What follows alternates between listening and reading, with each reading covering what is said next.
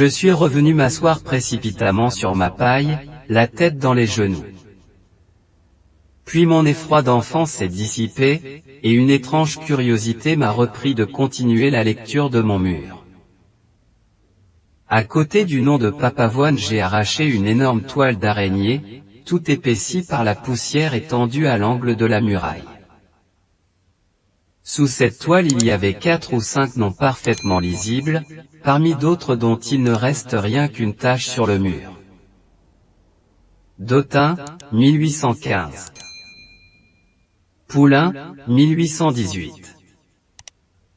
Jean Martin, 1821. Castin, 1823.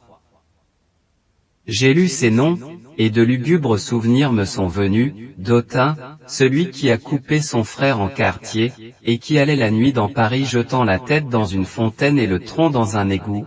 Poulain, celui qui a assassiné sa femme. Jean Martin, celui qui a tiré un coup de pistolet à son père au moment où le vieillard ouvrait une fenêtre. Castin, ce médecin qui a empoisonné son ami, et qui, le soignant dans cette dernière maladie qu'il lui avait faite, au lieu de remède lui redonnait du poison, et auprès de cela, Papavoine, l'horrible fou qui tuait les enfants à coups de couteau sur la tête.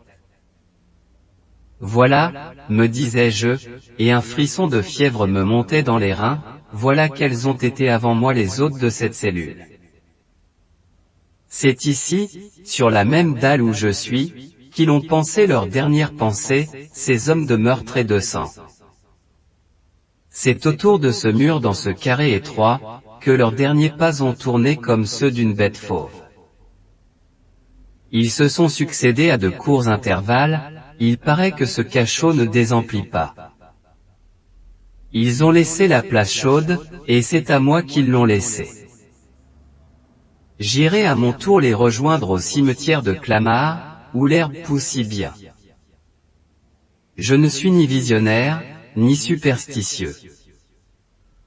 Il est probable que ces idées me donnaient un accès de fièvre, mais pendant que je rêvais ainsi, il m'a semblé tout à coup que ces noms fatals étaient écrits avec du feu sur le mur noir. Un tintement de plus en plus précipité a éclaté dans mes oreilles, une lueur rousse a rempli mes yeux, et puis il m'a paru que le cachot était plein d'hommes étranges qui portaient leur tête dans leur main gauche, et la portaient par la bouche, parce qu'il n'y avait pas de chevelure.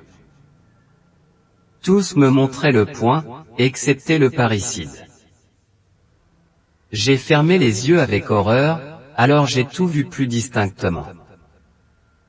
Rêve, vision ou réalité, je serais devenu fou, si une impression brusque ne m'eût réveillé à temps.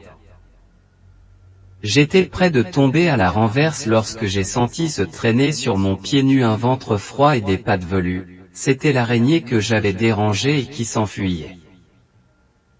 Cela m'a dépossédé. Oh les épouvantables spectres! Non, c'était une fumée, une imagination de mon cerveau vide et convulsif. Chimère à la Macbeth.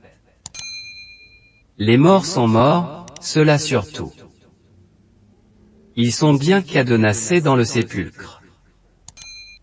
Ce n'est pas là une prison dont on s'évade. Comment se fait-il donc que j'ai eu peur ainsi? La porte du tombeau ne s'ouvre pas en dedans.